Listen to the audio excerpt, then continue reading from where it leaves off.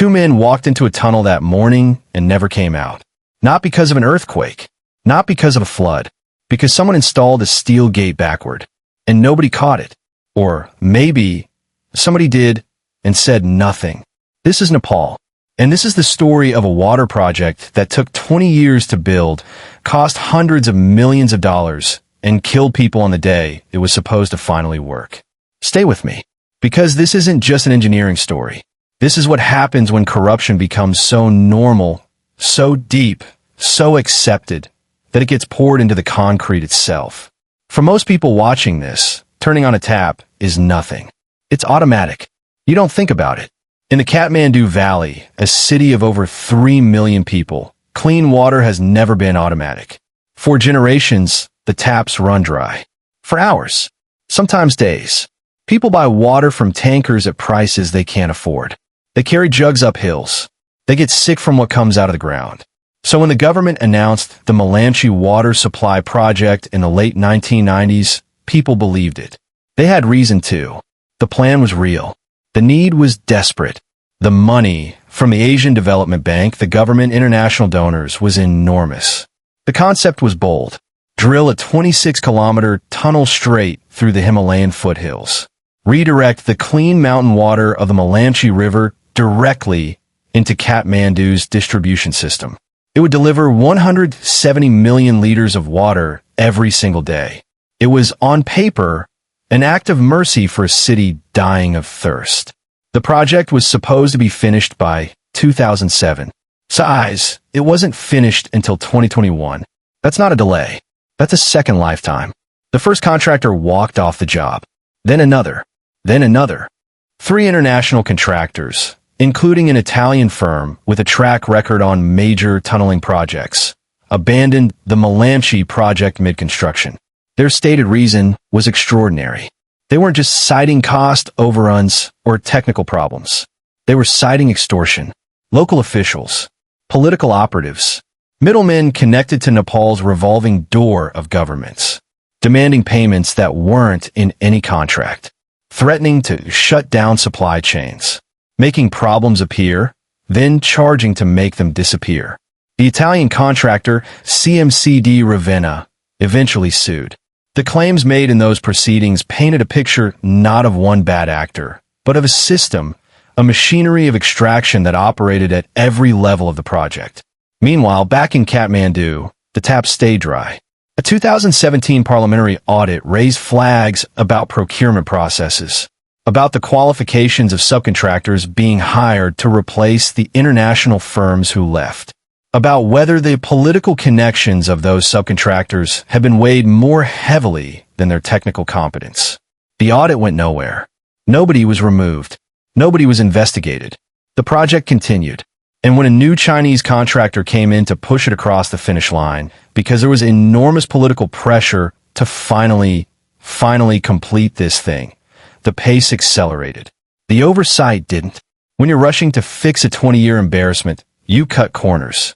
You hire whoever is available. You approve whatever gets the tunnel finished. You install gates without checking which way they're facing. August 2020, the tunnel is done. Testing begins on the bulkhead gate, a massive steel structure designed to control water flow inside the main supply tunnel. This is one of the most critical components in the entire system. It holds back the full force of a redirected mountain river. The engineers go in. The gate fails. Not gradually. Not with warning. It ruptures under the pressure it was specifically built to contain. Water floods the tunnel instantly.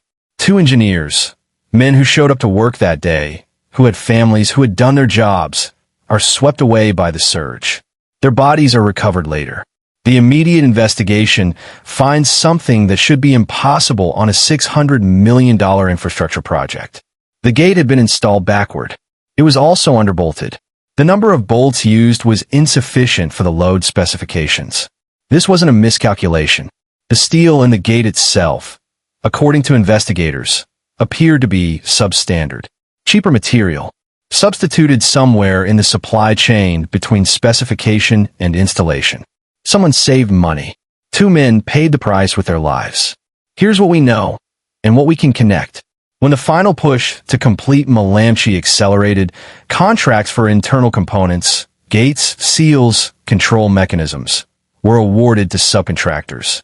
Many of those subcontractors did not have the technical credentials required by the original project specifications.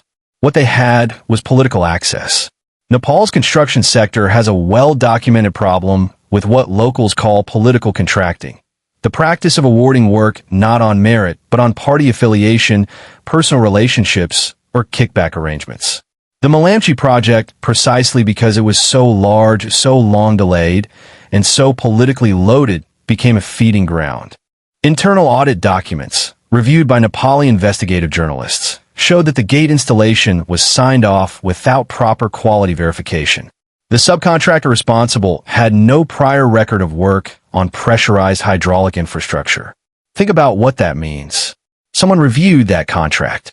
Someone signed the approval. Someone accepted delivery of substandard steel and wrote satisfactory in the log. And somewhere money moved. The Asian Development Bank, which funded a significant portion of the project, later called for a full investigation. The Nepali government commissioned its own review.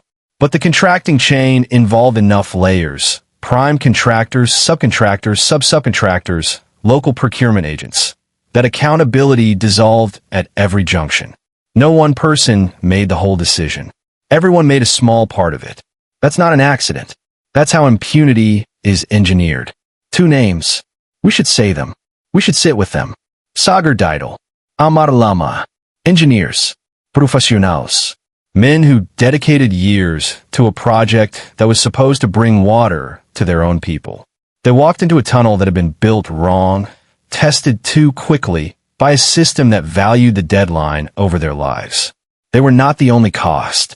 For the communities of the Kathmandu Valley, the failure meant another delay. More months without reliable water. More money spent on tankers. More children drinking from unsafe sources. More sick days. More lost income. More quiet suffering that never makes international headlines because it happens slowly, one dry tap at a time. The communities who live near the Melamchi River, who were told the project would bring them development, jobs, compensation, waited for promises that came late or incomplete. 20 years of waiting had already taught them one thing. The project was never really about them. It was about contracts, about budgets that could be skimmed, about political credit for a ribbon cutting that kept getting postponed. The water was the justification. The project was the mechanism. The people were the footnote. Here is what accountability looked like after 2 engineers died in that tunnel. A government inquiry was announced. A report was produced. It confirmed what everyone already knew. The gate was installed backward. The bolting was insufficient. The subcontractor was unqualified. And then, the project continued. The water, eventually, in 2021, started flowing to parts of Kathmandu. The government held a ceremony. Politicians took photographs. No contractor faced criminal prosecution for the deaths. No official was removed for approving the substandard installation. The procurement officers who signed off on unqualified subcontractors returned to their desks. The Asian Development Bank noted governance concerns and recommended strengthening institutional capacity. That's what 2 lives are worth in the language of international development. A recommendation. A concern. Nepal has changed governments more than 20 times since the Melamchi project began. 20 times, new ministers inherited the project. 20 times, they found ways to benefit from it without fixing what was broken. What had changed? The water flows now, partially, inconsistently, still not to every neighborhood that was promised. The infrastructure that took 20 years to build is already showing signs of wear. A catastrophic 2021 flood damaged intake structures within months of completion. The cycle did not break. It just reset.